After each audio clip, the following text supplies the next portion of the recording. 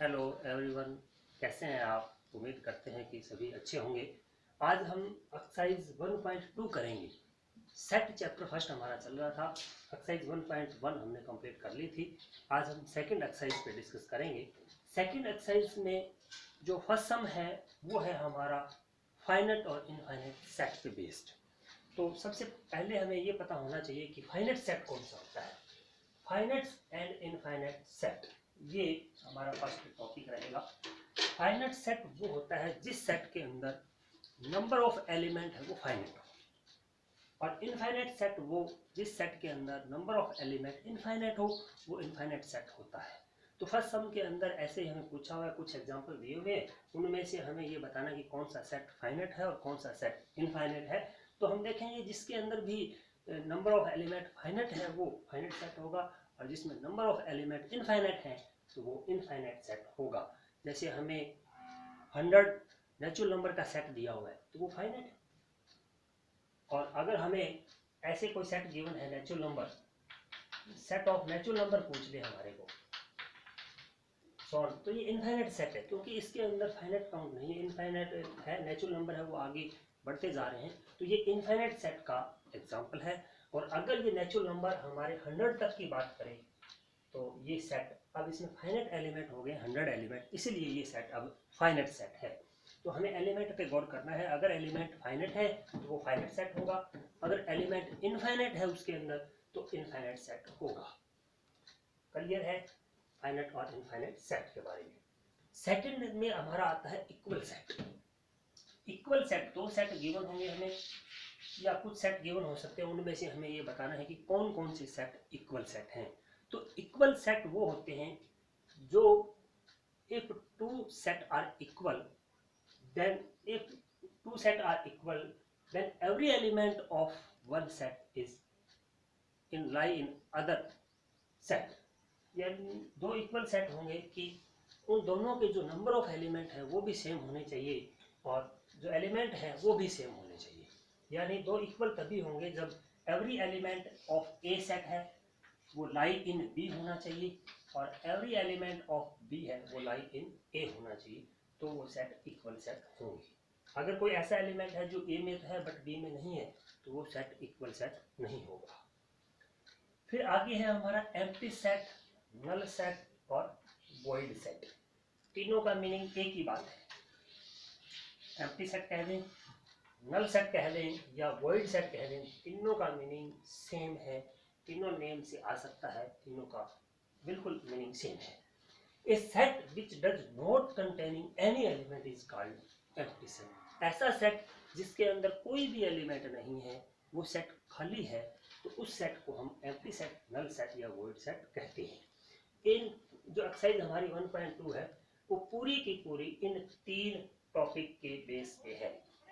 Finite और infinite set, या equal set, और एम्प्टी सेट और नल सेट और वॉइड सेट, इन तीन सेट पे बेस्ड ही हमारी पूरी की पूरी एक्सरसाइज 1.2 है। और इस पे बेस्ड हम एक्सरसाइज के सम करेंगे। एक्सरसाइज से सम है वो तुम खुद कर लेंगे, मैं कुछ थोड़ा डिस्कस कर देता हूँ। जैसे फर्स्ट एक्सरसाइज जो एनसीईआरटी की बुक है वो हमने पीडीएफ फॉर्मेट के अंदर सेंड कर रखी है ग्रुप के अंदर, जिस भी स्टूडेंट के पास बुक नहीं है वहाँ से देख सकते हैं। तो एक्सरसाइज जो 1.2 है वो पेज नंबर 8 पे है। उसका जो फर्स्ट सम है वो which of the following are example of a null set. Null set का एग्जांपल पूछा है इसमें। तो फर्स्ट में देखेंगे कि set of odd natural number divisible by 2। Odd natural number divisible by 2 कौन सा होता है? Odd natural number divisible by 2 कोई नहीं होता है, क्योंकि जो 2 से डिविजिबल होंगे वो इवन नंबर होंगे, और ऑड से डिविजिबल होने वाला, 2 से डिविजिबल होने वाला ऑड नंबर ऐसा नहीं है। तो ये जो पहला एग्जांपल दे रखा है वो नल सेट का एग्जांपल है। ऐसा कोई एलिमेंट नहीं होगा जो इवन हो और वो 2 से डिविजिबल, ऑड हो और 2 से डिविजिबल हो। तो नल सेट का एग्जांपल है first. Set of even prime number, ये नल सेट नहीं है।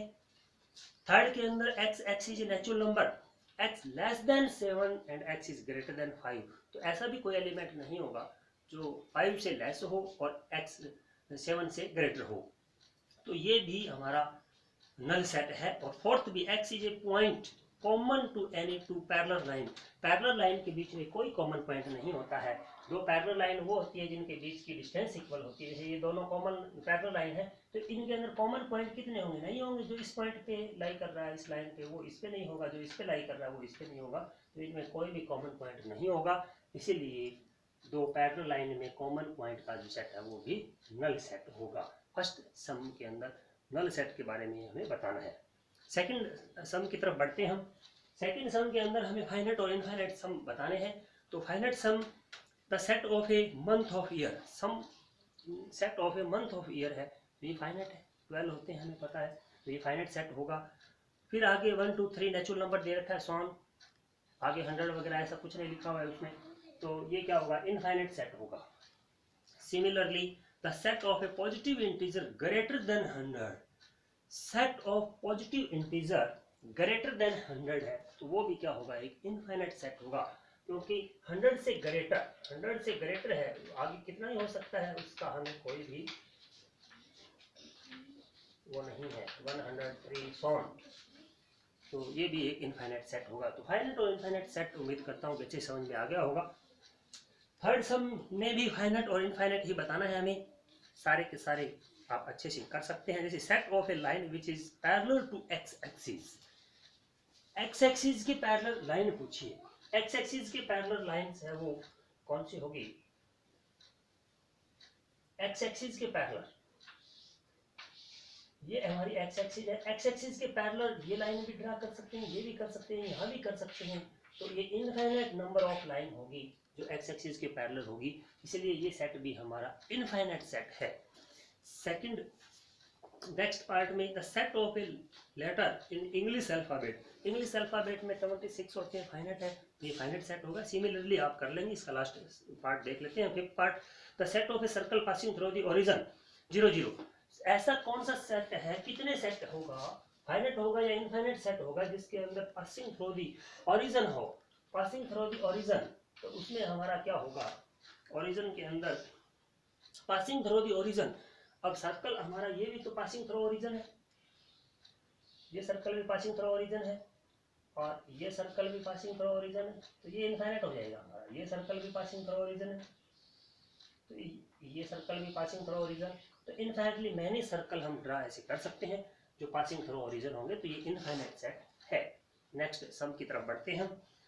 फोर्थ सम के अंदर हमें बताना है कि in the following state whether A और बी, ए इक्वल बी और नॉट। हमें ये बताना है फोर्थ सम के अंदर कि कौन सा सेट इक्वल है और कौन सा सेट इक्वल नहीं है। तो हम देखेंगे कि ए और बी अगर दोनों के अंदर element number of element same है और every element of A line element of B और every element of B line every element of A, तो हम कह सकते हैं कि सेट इक्वल होंगे। तो फर्स्ट पार्ट में हम देखेंगे कि ए जो सेट है उसमें a b c d element है और जो बी सेट है उसके अंदर भी ए बी सी और डी एलिमेंट है। हालांकि एलिमेंट का जो क्रम है वो आगे पीछे हो सकता है, इससे कोई फर्क नहीं पड़ेगा। डी उसमें लास्ट में लिख रखा है, बी में हो सकता है डी पहले भी लिखते, इससे कोई फर्क नहीं पड़ता है। यानी ए में जितने भी एलिमेंट है वो सारे के सारे बी के अंदर होने चाहिए। अगर ऐसा है तो हम कह सकते हैं कि वो दोनों के दोनों सेट इक्वल होंगे। तो जो फोर्थ सम का हमारा जो फर्स्ट पार्ट है वो इक्वल सेट का एग्जांपल है। हम लिखेंगे कि yes a and b are equal. Second part के अंदर हम देखेंगे ए सेट के अंदर 4 8 12 और 16 एलिमेंट है, बी के अंदर 8 4 16 और 18 एलिमेंट है। हम देख रहे हैं यहाँ पे 3 एलिमेंट दोनों में कॉमन है, बट जो 18 एलिमेंट है वो बी में तो है बट ए में नहीं है। तो 18 एलिमेंट ऐसा है जो बी में है और ए में नहीं है, इसलिए ए और बी है वो सेट नहीं होगा। आगे जो थर्ड है वो भी इक्वल सेट है, दोनों में सेम है। और जो फोर्थ पार्ट है वो इक्वल सेट नहीं है क्योंकि x is A multiple of 10। इधर तो मल्टीपल ऑफ 10 का एग्जांपल है हमारा ए सेट के अंदर, और बी के अंदर 15 भी दे रखा है, 25 भी दे रखा है। 15 और 25 कहाँ मल्टीपल ऑफ 10 है, इसीलिए जो इसमें एलिमेंट है सारे वो इसमें नहीं है, जो इसमें है वो सारे इसमें नहीं है, इसीलिए जो फोर्थ का लास्ट पार्ट है वो भी इक्वल सेट नहीं होगा। फिफ्थ सम की तरफ बढ़ते हैं हम। फिफ्थ सम में भी are the following pair of a set equal given reason. हमें फिफ्थ में बताना है कि क्या ये जो हमें सेट दे रखे हैं वो इक्वल है क्या। फिफ्थ का मैंने यहाँ फर्स्ट पार्ट कर भी रखा है, आप देखें बड़े अच्छे से लिखा हुआ है। जो ए सेट है वो है 2 और 3, 2 एलिमेंट है उसके अंदर, 2 और 3। और जो सेट बी है वो दे रखा है हमें x such that x is a solution of x square plus 5x plus 6 equal 0। हमें पूछ रखा है कि क्या ये दोनों सेट इक्वल है। हमें इक्वल बताने से पहले हमें इसके एलिमेंट फाइंड करने होंगे। अभी हमें पता नहीं लग रहा है देख के कि इसके अंदर कितने एलिमेंट है। x यहाँ एलिमेंट कौन कौन से होंगे, वो होंगे जो इस इक्वेशन के सॉल्यूशन होंगे। यानी हमें सबसे पहले इस इक्वेशन के सॉल्यूशन फाइंड करने पड़ेंगे। इसके हम सॉल्यूशन फाइंड करते हैं। क्वाड्रेटिक इक्वेशन है 10th में, और पीछे आपने सॉल्व किया है अच्छे से पिछली कक्षाओं में। आप बड़ी आसानी से इसको सॉल्व कर सकते हैं, किसी भी मेथड लगा करके इसको सॉल्व कीजिए। इसको हमने फैक्टराइज मेथड से सॉल्व किया। फैक्टर बने इसके 3 और 2। फर्स्ट 2 में से x कॉमन आ रहा है, इनमें से 2 कॉमन आ रहा है, तो x प्लस 3 कॉमन आ गया दोनों फैक्टर में से, और x प्लस 2, x प्लस 3 और x प्लस 2 दो फैक्टर बन गए। आइदर दिस इक्वल टू 0 और दिस इक्वल टू 0। x की पॉजिटिव 3 है, इधर आके नेगेटिव 3 हो गया, और x इधर भी माइनस का 2 हो गया। यानी x की हमारी दो वैल्यू आ गई, -3 और -2। यानी इस इक्वेशन के जो सॉल्यूशन है वो हमारे -2 और -3 हैं। यानी जो बी सेट है उसके अंदर जो नंबर ऑफ एलिमेंट है वो 2 है, और वो दोनों नेगेटिव है, -2 और -3। और यहाँ ए के देखेंगे हम तो वो 2 और 3 दोनों पॉजिटिव है। तो यहाँ पॉजिटिव एलिमेंट है, यहाँ नेगेटिव एलिमेंट है, दोनों में एलिमेंट इक्वल नहीं है। इसीलिए यहाँ हमारा A is not equal to set B हो जाएगा। दोनों सेट इक्वल नहीं है। इस तरह से करेंगे, ये थोड़ा डिफिकल्ट था, मैंने कर दिया है। बिल्कुल आप आसानी से कर सकते हैं। ऐसी कोई भी इक्वेशन आ जाए तो उसके पहले सॉल्यूशन हमें फाइंड करने पड़ेंगे, दोनों सेट के एलिमेंट हमें फाइंड करने पड़ेंगे, और बाद में हम कंपेयर कर लेंगे। हम कंपेयर करके देख लेंगे कि दोनों के एलिमेंट इक्वल हैं क्या। अगर इक्वल हैं तो हम कह देंगे कि दोनों सेट इक्वल है, और एलिमेंट अगर इक्वल नहीं है तो दोनों सेट इक्वल नहीं होंगे। नेक्स्ट सम की तरफ बढ़ते हैं हम। नेक्स्ट के अंदर हमें ए सेट दे रखा है कि x is a letter of word follow, और बी सेट दे रखा है y is letter of wolf. तो ये दोनों सेट इक्वल हैं। देखो हम पहले ए के भी लेटर लिखेंगे तो FOL और W आएगा, इसमें भी FOLW है, यानी दोनों सेट इक्वल हैं। जिसमें भी 2 बार वर्ड आ रहे हैं उनको हम एक बार ही लिखेंगे। जैसे O 2 बार आ रहा है ए सेट के अंदर तो 1 टाइम लिखेंगे, L 2 टाइम है तो उसको भी 1 टाइम लिखेंगे। तो 1 टाइम लिखना है तो दोनों वर्ड यानी सारे F A में भी है, F B में भी है, O A में भी है, O B में भी है, L A में भी है, L B में भी है, और F A में भी है और B में भी है। तो ये जो फिफ्थ का सेकंड पार्ट है हमारा वो एक इक्वल सेट का एग्जाम्पल है। लिखेंगे yes this is equal set. हम सिक्स्थ और लास्ट सम की तरफ बढ़ते हैं। एक्सरसाइज 1.2 का 6 सम है और लास्ट सम है। उसके अंदर हमें कुछ सेट गिवन है, आप अपने बुक में देखेंगे तो उसके अंदर हमें A B C D E F G और H तक हमें सेट गिवन है। हमें बताना है कि ये कौन कौन से सेट इक्वल हैं, कौन कौन से सेट इक्वल नहीं है। तो हम देख रहे हैं कि जो A सेट है 1 4 8 12 इस जैसा कोई और सेट है क्या। जो इसमें एलिमेंट है वो किसी और सेट के अंदर एलिमेंट है क्या, वो नहीं है। A किसी के इक्वल नहीं है। B में देखिए 1 2 3 4 है, B में क्या है 1 2 3 4। तो 1 2 3 4 हम देखें तो D में भी है, हमारे B में भी 1 2 3 4 है। हालांकि क्रम आगे पीछे होने से कोई सेट पे फर्क नहीं पड़ता है। 1 2 3 4 B में है और 1 2 3 4 B में है, तो ये दोनों सेट इक्वल हो गए। हमारा आंसर होगा B इक्वल D। सेकंड, अगर हम E की तरफ नजर दौड़ाएं तो E के अंदर -1 और +1 दो एलिमेंट हैं। -1 और +1 दो एलिमेंटों का एक सेट और भी है और उसका नाम है G। तो यहाँ हम देखें E और G, E और जो G है वो भी दोनों के दोनों सेट इक्वल हैं। B इक्वल है D के और E इक्वल है G के। इन दो के अलावा कोई और सेट आपस में इक्वल नहीं है। यहाँ दो ही पेयर इक्वल हैं, B D के इक्वल है और E G के इक्वल है। तो बस यही हमें इस एक्सरसाइज के अंदर बताना था।